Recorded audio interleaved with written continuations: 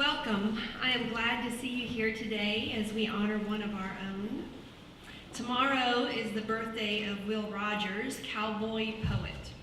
I just love putting those words together, cowboy poet. Will Rogers, who said, "If there are no dogs in heaven, then when I die, I want to go where they went." Speaking of dogs, today in 1957, the Soviet Union launched a dog named Laika into space aboard Sputnik 2. Laika witnessed what none of us have, but I have no quote from her. And speaking of the Soviet Union, let me hand the podium over to Joseph Fitsanakis here in a moment, who will introduce Lauren Miller for us. Lauren was chosen by the faculty last year to speak at this special series convocation, and we are looking forward to what she has to say in a very timely and relevant topic.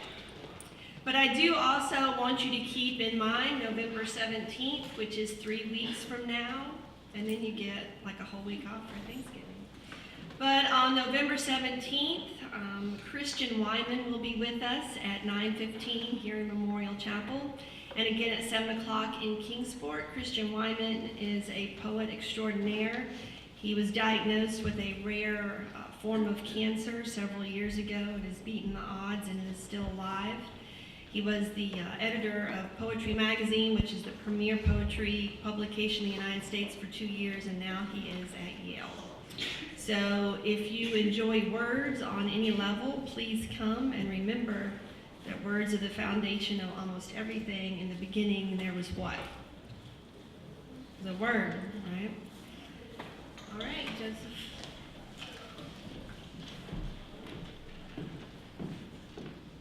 Thank you, Shannon, for that Soviet comment. Let me thank you, first of all, for being here, even though my initial email announcement for this event said it's going to take place on October 3rd instead of November 3rd. I received several comments with corrections. I was surprised by how many people read those emails and got back. Mostly students have too much time on their hands. So as I was getting those corrections, I made a mental note to give them more homework for the future. One of the things that always struck me about these events, and also about Dale Brown, the late director of the Buechner Institute, is that he genuinely saw this type of pulpit here as a platform from which to shower the audience with thoughts and ideas. And it was never about him. He was simply acting as a conduit, a connector between the speaker and the audience. And the audience, especially this audience, was always more important than the speaker himself or herself. It all came down to the students, who are the sole reason why the rest of us, administrators, staff, faculty, trustees, exist. The students continue to be the center in these events. Dale was a great proponent of the student lecture. As you know, every year the King faculty elect 2 students to deliver a fall and a spring lecture to the entire King community. The honor for this fall student lecture belongs to Lauren Miller.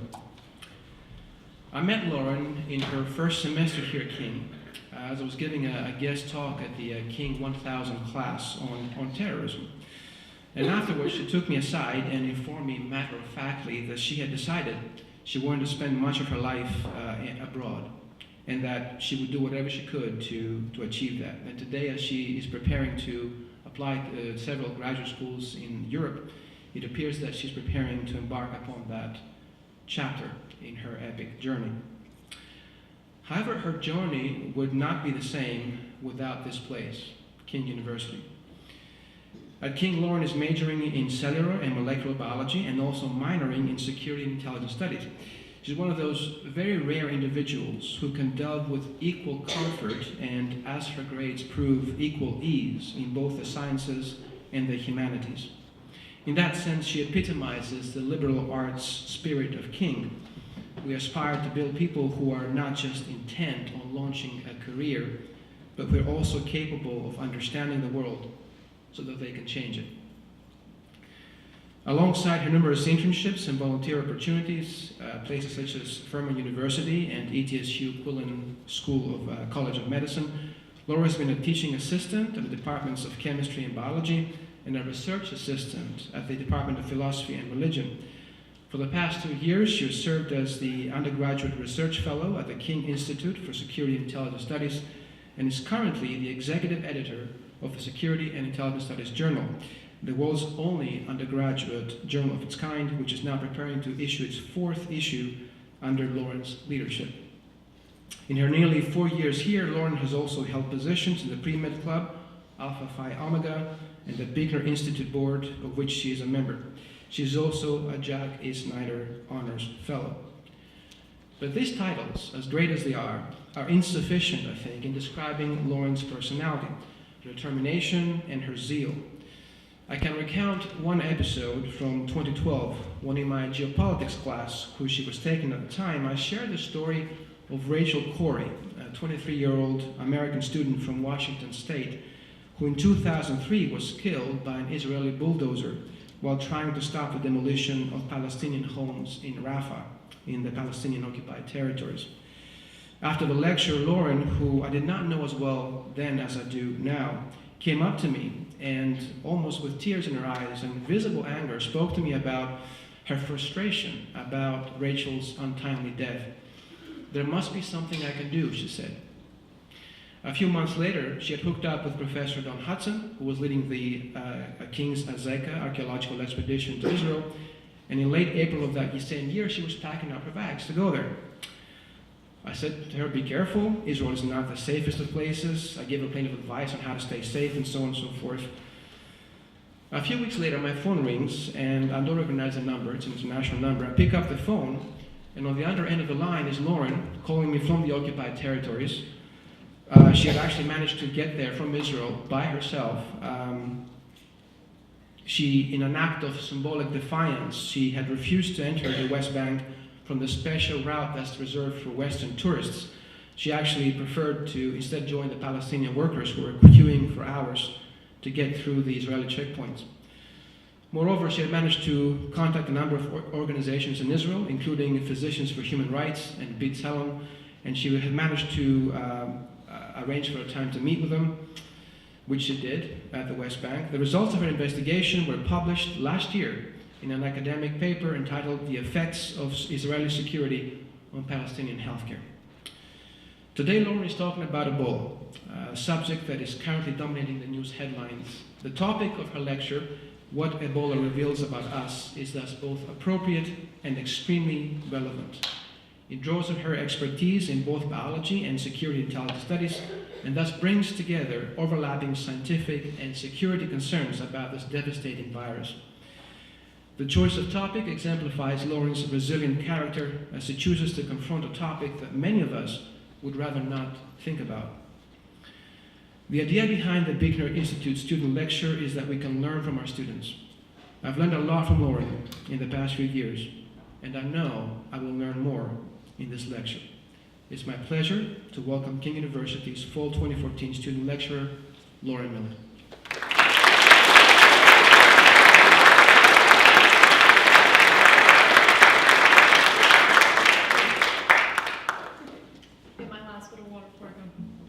Morning.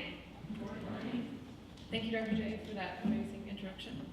I want to thank you all for coming out today and for supporting me. And I also want to thank the faculty for bestowing this honor upon me. It does really mean a lot. Today is the first Bigner student lecture that Dr. Dale Brown will not be present. While I'm saddened by his absence, I feel that he would have wanted the show to go on, for the Bigner Institute to keep stressing the importance of faith-engaging culture. So I've accepted this honor, and I hope that you are challenged and enlightened by today's topic. Next, I want to warn you that I'm extremely nervous. But I was recently reminded that I couldn't embarrass myself any more than the last time I was actually on the stage, struggling to repeat a few lines of phrase. If you don't know what I'm talking about, don't ask around, please. So I promise you that won't happen today. I was drawn to this topic for several reasons. First, I have an uncanny obsession with infectious diseases. I think that a lot of science majors can attest. We like the gross stuff. It fascinates us. But regardless of the gory details surrounding Ebola, I was very keen to see how the world would respond to such an outbreak.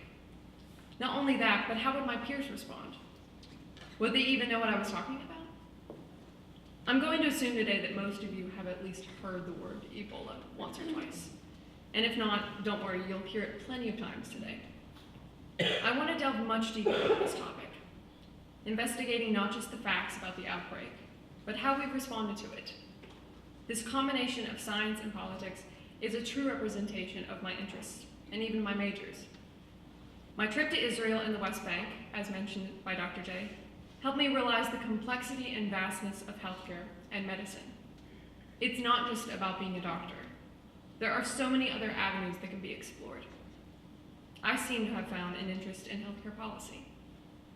While I hope today's lecture will give you a better insight into the Ebola outbreak, and more specifically, what it reveals about us. Ebola is a rare and deadly disease caused by an infection with a strain of the Ebola virus. It's severe and often fatal in humans, resulting from viral hemorrhagic fever. It first surfaced in 1976, occurring in Sudan and the Democratic Republic of Congo. And it received its ominous name due to the first outbreak's close location to the Ebola River. Since its discovery, there have been 34 recorded cases and outbreaks of various sizes. The World Health Organization has stated that the average Ebola virus fatality rate is around 50%, but that they have ranged from 25 to 90% in the past. The fatality rate of the current Ebola outbreak in West Africa is 70%. This virus is transmitted to people from wild animals and spreads in the human population through human-to-human transmission. Now, I find it is my duty as a scientist, and especially because I have this platform and most of your attention still, that I stress that Ebola is not spread through the air. If you take anything from today's lecture, please know and spread the word that Ebola is not airborne. Ebola instead is spread through direct contact with bodily fluids or blood from a person who is sick, or through objects like syringes or needles that have been contaminated with the virus. Direct contact means through broken skin or mucous membrane, like found in your eyes or nose or mouth. The incubation period, which is the time interval from infection to onset of symptoms, is 2 to 21 days, and humans aren't infectious until it displays symptoms. The first symptoms include the onset of fever and fatigue and muscle pain, headache, and sore throat, and they're followed by vomiting, diarrhea, rash, impaired kidney and liver function, and in some cases, both external and internal bleeding. There are no specific proven treatments for Ebola, and there's currently no licensed vaccine available. But there are actually 2 potential vaccines currently undergoing human safety testing. The World Health Organization recently reported that vaccine trials are set to start in West Africa this December, and that hundreds of thousands of doses are projected to be available by mid-2015. Until then, however, supportive care such as rehydration and treatment of specific symptoms improve one's chances of survival. The current outbreak in West Africa, which was first noted in March of 2014, is the largest and most complex Ebola outbreak since its discovery. World Health reported that there have been approximately 13,700 confirmed or suspected cases. The current death toll is approximately 4,900 people and quickly rising. This outbreak in West Africa has had more cases and deaths than all others combined. It's mostly concentrated in the countries of Guinea, Liberia, and Sierra Leone. Senegal and Nigeria were actually just recently declared Ebola-free. Now, of course, this outbreak is not limited to Africa alone. The US has treated 9 cases of Ebola, with only 1 resulting in death. And Germany, Norway, France, and the UK have also treated patients who have contracted the virus.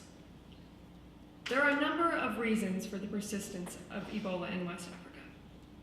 Struck by civil wars and turmoil, these countries have an inept infrastructure, incapable of handling the magnitude of this outbreak. Healthcare systems are non-existent or grossly deficient at best. There's a lack of education and awareness amongst the people, further perpetuating the spread of the virus. Cultural practices and traditions regarding burial of their dead and the treatment of ill family members are only hindering the containment process. And finally, there's a severe shortage of medical providers and supplies on hand to combat this daunting challenge. I'm going to show you a quick math problem, which hopefully will help you grasp just how great the disparities are in these nations. So, Liberia has a population of 4.2 million people. There are only 51 registered doctors in the country. There are 978 nurses and midwives, and 269 pharmacists. Now, if you divide the entire population of Liberia by the total amount of doctors, you get 82,353 people per doctor. That's an average of 0.1 doctors per 10,000 people. Not even a whole doctor. As you can clearly see, there's a huge shortage in workers that has had devastating implications. Now, rather than preach at you about the importance of covering your mouth when you cough or washing your hands, I want to bring to light some of the things which this Ebola crisis has revealed about us. There's much to be learned about ourselves and how we responded to this crisis. First things first, we love a good story, and this is something that the media is well aware of. Over the past 100 years, the influence of mass media has grown exponentially with the advancement of technology. What used to be just books and magazines has expanded to radio and TV and the ever-popular social media. We're a generation bound to these outlets, depending on them for information and communication that's necessary for our daily lives. We've even incorporated so much of the information that we gather from these sources into our daily routines. Whether it be as simple as checking the weather, casually Facebook stalking, or quickly scanning through the top news headlines. Whether we recognize it or not, they have us hooked. We rely upon mass media for the current news and facts about what's important and what we should be aware of. And we've established this media as some form of authority, entrusting them to provide us with news and information and education and some entertainment. It would be foolish to not recognize the power of influence which the media is able to harness. But how does the media influence us? The degree of influence depends on the availability and pervasiveness of the media. The 21st century has utilized newer distribution channels, delivered right to you via the World Wide Web. Across the internet, we're bombarded by blogs and wikis, social networks, a virtual world with myriad forms of content sharing. As of January 2014, 87% of American adults use the internet. And another recent poll found that 61% of Americans access the internet many times a day. This is as opposed to the next category down, several times a day. Consequently, the media conglomerate is not oblivious to these figures, and consequently, they've thrust an innumerable amount of time, energy, and money into the creation of online platforms and applications, readily available for us, the consumer. Availability is a key factor, hence why there's now an app for everything, tapping into the utility of our mobile devices. Not only have companies employed the usage of applications, they've exploited the notion of pervasiveness. Dramatic growth has occurred over the past 25 years in live news coverage of crises and other significant events around the globe. CNN pioneered such real-time coverage, and other broadcasters rapidly adjusted upon seeing its power. Print journalism even modified its style, intensifying emotional and on-the-spot depictions, often at the expense of analysis. Our modern media has harnessed the capability to be immediate, sensational, and pervasive. It only takes one story to trigger a chain reaction. Now, unless you live under a rock or don't have a television, I'm sure you've been privy to the media frenzy that ensues upon the occurrence of an event, and any event will do. Of course, if one news channel is covering it, they're all covering it. Commence bold, eye-catching headlines, news scrolling quickly across the bottom of the screen, an ungodly amount of text notifications, an alert or some other stark warning in red font. Nothing short of overreacting. The media capitalizes on society's naivety and our weakness for buzzwords and bold fonts. We just can't help stopping on those channels, listening intently to the experts they brought in, hanging on every word. Of course, there might be some notion that news outlets overdo it, but surely that can't be true. Our senses are assaulted, downright harassed by the massive influx of information that's displayed. Society quickly becomes oversaturated with facts, left to muddle through the details for facts or fiction. The onset of the Ebola outbreak was no exception. While news coverage was sparse toward the beginning, it quickly ignited into a daily, if not hourly, monitoring of the crisis. Initially sparked by the rapid increase in Ebola cases, coverage seemed distant still, removed from the situation. Updates were regular, but by no means incessant. It wasn't until the infection of an American missionary and volunteer that the media went into a rabid frenzy. During the first week of August, Dr. Kent Brantley and Mrs. Nancy Reichel, volunteers who had traveled to West Africa, tested positive for the virus. Almost instantly, the media was littered with pictures of the patients and extensive reports given on their conditions. The level of coverage only reached a point of insanity when it was revealed that the volunteers were being evacuated to Atlanta. Atlanta's in the US, if you didn't know. Ebola arrives in America was one of the most popular headlines across the news that day. Helicopters caught live coverage of ambulances bringing in the patients. Health officials were interviewed round the clock, detailing the ins and outs of the virus. Political figures stressed the readiness and capability of the US healthcare system.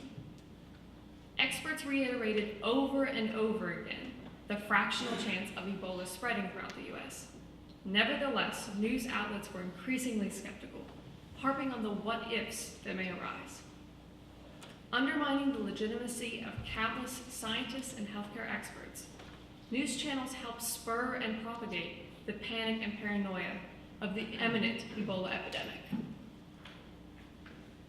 Ebola-palooza, as dubbed by Stephen Colbert, has commenced, and it's taken the nation by storm. News anchors are increasingly hostile, questioning protocol and effectiveness, slandering the US's reaction to such a volatile threat. Are Americans being told the truth about this deadly disease? Is the CDC lying to us? One of my personal favorite comments, made by a Fox News correspondent, was the creative rendition for the Centers for Disease Control, which she dubbed the Centers for Denial and Confusion. While I can appreciate their fervency to educate the American people, I find it absurd to question the authenticity and motives of these highly regarded government agencies. Unfortunately, this brash technique has proven to be successful, skyrocketing their ratings. NBC recently reported that 40% of Americans truly believe that there will be a large outbreak of Ebola in the US, and that nearly a quarter worry that someone in their immediate family will be infected within the next year. What people believe is not even close to the actual reality, however. The CDC and just about every leading expert on infectious diseases that you can find all agree. Ebola is very unlikely to spread in the US.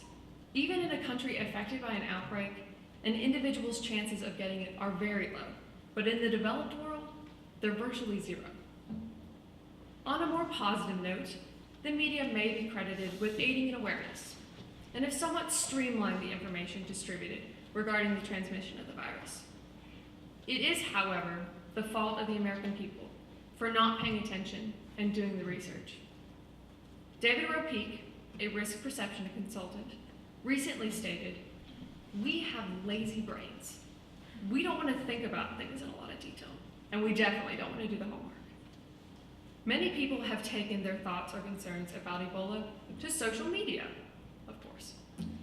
Unfortunately, most of them seem like they've never read one news story on the topic. But thanks to BuzzFeed, we now have a compiled list of questionable tweets, which may leave you asking if Ebola affects intelligence more than previously thought. For example, is Ebola a country? Can you get Ebola from eating raw cookie dough? Is Ebola contagious? I hadn't read up on it. Is Ebola bad for you? Now, while those tweets seem silly and meaningless, they give insight into a much bigger problem. There's a huge disconnect in what people think is happening and actual reality. This lack of knowledge is further exploited by the grandiose scenarios portrayed by the entertainment industry. Many people think that what they've learned from books like The Hot Zone and movies like Contagion or Outbreak or World War Z carry into reality. It's impertinent to be able to separate the elaborate portrayal in a screenplay from the reality of Ebola's capabilities.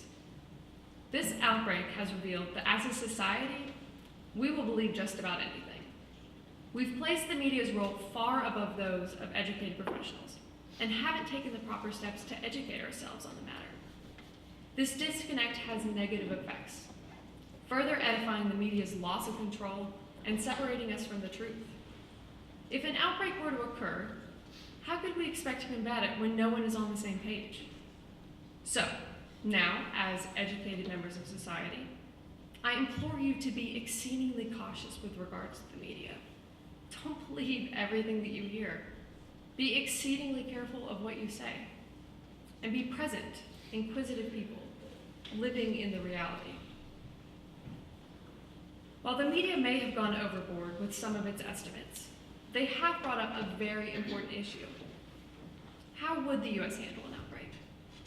The CDC has repeatedly issued statements regarding the matter and has even posted multiple thorough reports online regarding the virus.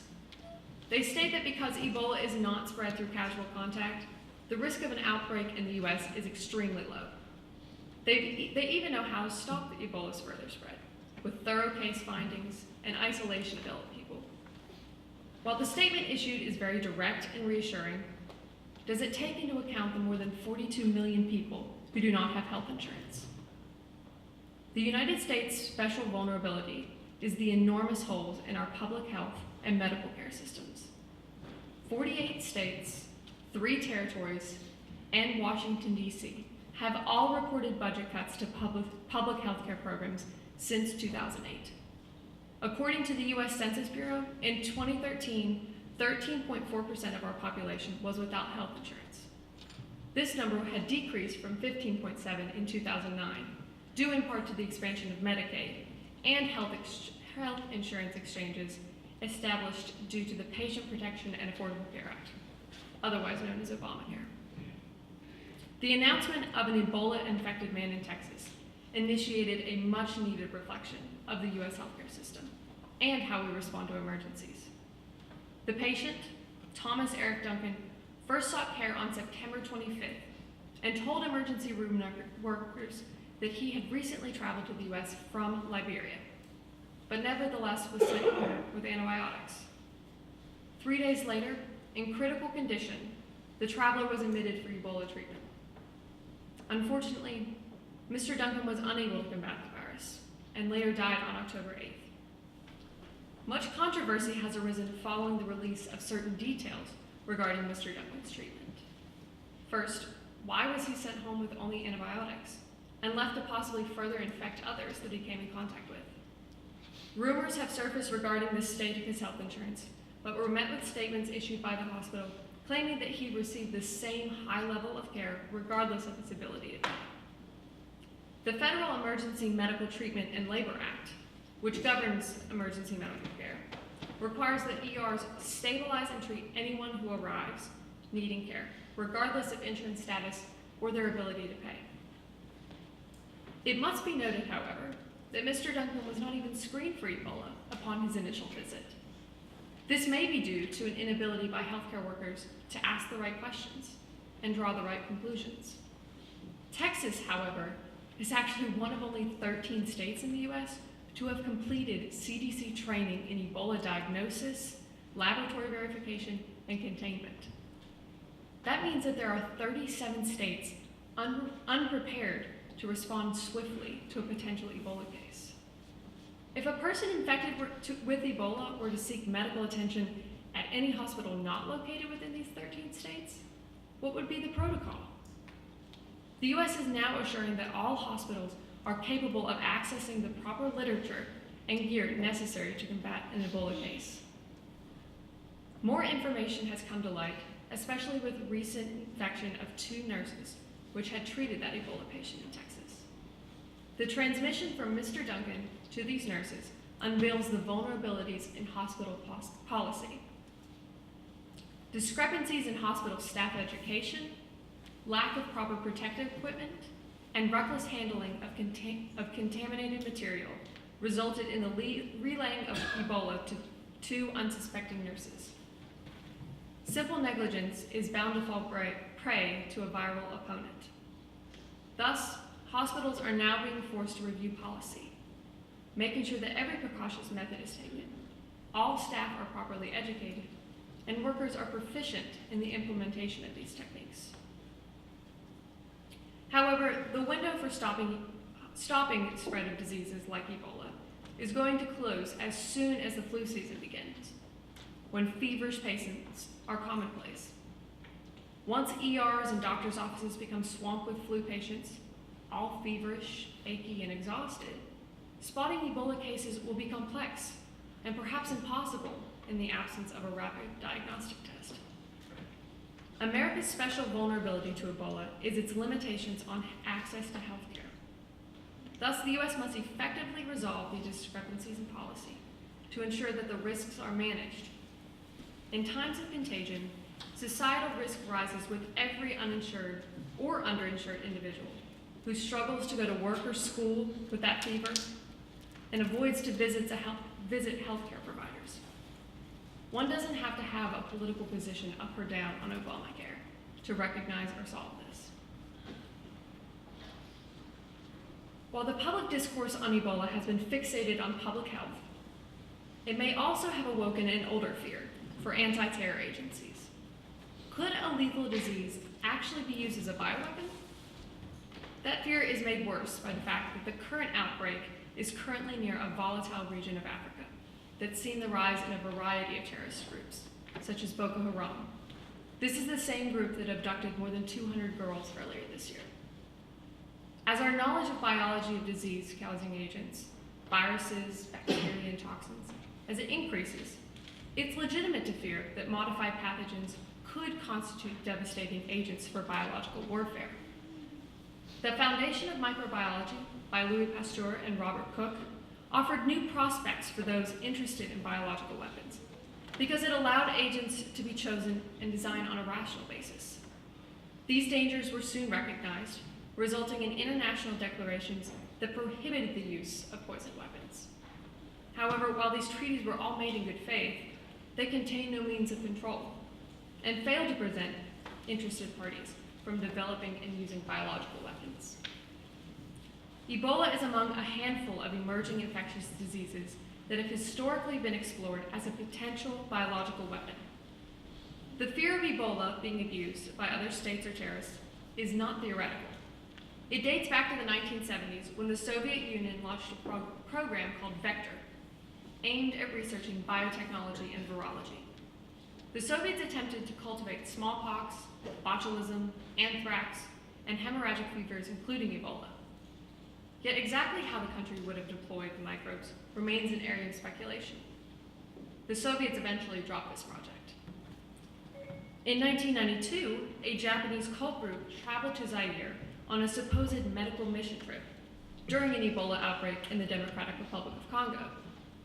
Its real purpose, however, was to collect samples of the Ebola virus. Fortunately, the effort was a flagrant fail, resulting in the inability to gain access to an Ebola culture.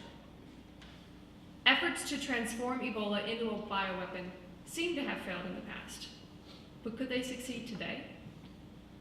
A recently published essay in the Global Policy Journal stressed that the increase in recent outbreaks, as well as the potential recruitment of experts who want to acquire these viruses, should lead policymakers to consider the risk of a deliberate outbreak. Experts, however, doubt that West African terror groups are currently capable of abusing the Ebola virus. Thomas Geisberg, a professor at the University of Texas Medical Branch, stated that you would need to have a lot of scientific skills to transform the virus in a way that could easily be used as a weapon. First, a terrorist organization would have to obtain the sample of Ebola with the help of a highly trained scientist who knew how to handle the virus. And second, the scientists would have to weaponize it, which includes being able to create the necessary characteristics to use it, to store it, and to disperse it. And these are very complicated steps. The U.S. Department of Defense is well aware of the threat of biological weapons and has implemented numerous programs specializing in combating with biological agents. A 2008 report published by the congressionally mandated Commission and Prevention of Weapons of Mass Destruction, Proliferation, and Terrorism, what a mouthful, concluded that unless the world community acts decisively and with great urgency, it's more likely than not that a weapon of mass destruction will be used in a terror attack in the world, but that terrorists are more likely to be able to obtain and use a biological weapon than a nuclear weapon. We shouldn't doubt that terrorist adversaries are intelligent or have sophisticated and ever-advancing capabilities, or fully lack the will to do so. To believe otherwise could be potentially a deadly mistake. Finally, this Ebola outbreak has revealed the true heroes, the volunteers. While I've harped on the media previously in this presentation, I must say that they've dedicated a great amount of effort into highlighting the volunteers in this outbreak. These are people who have sacrificed time and money to travel to these affected areas and are putting their own lives at risk, exposing themselves to the real dangers of this virus. While most of us are not healthcare experts, or maybe not there yet, I wonder how many of us would be willing to serve in such a manner. Be willing to go where no one else wants to go. Be willing to possibly sacrifice ourselves for the lives of others. This is something that as Christians we're called to do. Just as Jesus went and healed the leper, one of the lowest members of society, we're called to serve those in need, regardless of the consequences. This is the ideal image of faith-engaging culture. It is the quality of servitude that enriches our society and allows for humans to care for one another. Ralph Waldo Emerson stated, "The purpose of life is not to be happy. It's to be useful, to be honorable and compassionate, to have it make some difference that you've lived and lived well." There are over 50 non-governmental organizations responding to the current Ebola crisis, each in desperate need for volunteers and funds. Of course, they're not alone in this fight. Many countries have pledged funding and supplies and volunteers for the cause. As the outbreak increases in magnitude, however, the role that these volunteers play will be invaluable. So, I've explained briefly the details about Ebola, but I highly encourage you to go online and look up more about this virus. It's so fascinating to see how resilient and yet fragile the human body is. You all should be awestruck at how uniquely and marvelously we're put together. But of course that might just be coming from a completely biased science major. I've also detailed several explanations regarding what Ebola has revealed about us. These are things that have arisen in response to such an overwhelming crisis. Rather than ignore them or simply view them as obligatory, I implore you to reflect. Ask the difficult questions. Think critically. There's a world out there that is dependent upon active and awake individuals. Those are the ones that will make a difference. And finally, I want to educate you all on the realities of this outbreak. It's so easy to throw around numbers and statistics, but never really grasp the true core of the matter. This outbreak is being allowed to persist for a multitude of reasons, but all exploit the utter disparities of these nations. These countries are lacking stable governments, wrecked by civil wars that have left a decrepit infrastructure. Tradition is paramount to these people, but these cultural practices are inhibiting efforts to stop the spread. There's been a lack of attention and money placed on public health, resulting in deficiencies in education and awareness. There's an evident shortage of healthcare providers and supplies in these nations, and the already insufficient foundation has crumbled under the magnitude of victims, unable to satiate the need. So, what's next? That's the theme of this year's Buechner Institute lecture series, and I feel that it's very appropriate for this popular topic. Where will we go from here? What's to be expected? Will things get worse? While I don't have any specific answers to any of those questions, I do know that we are called to respond.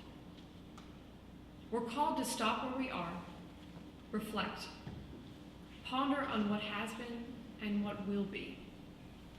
We're called to live not for ourselves, but for the sake of others. I'd like to leave you with some wise words from Mr.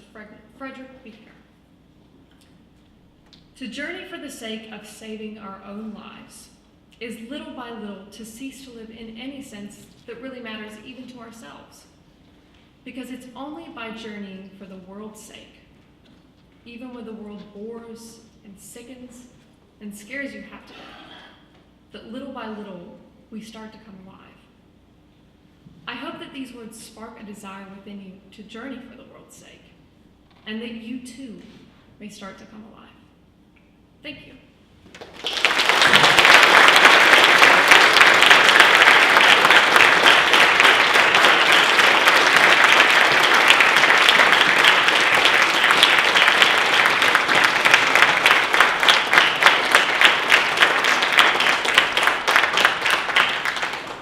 Before I pass the microphone on to Shannon Harris for a closing, on behalf of the Buechner Institute and King University, Lauren, I'm going to present with you this commemorative clock, which has the inscription, Lauren Miller, King University Student Lecturer, Fall 2014.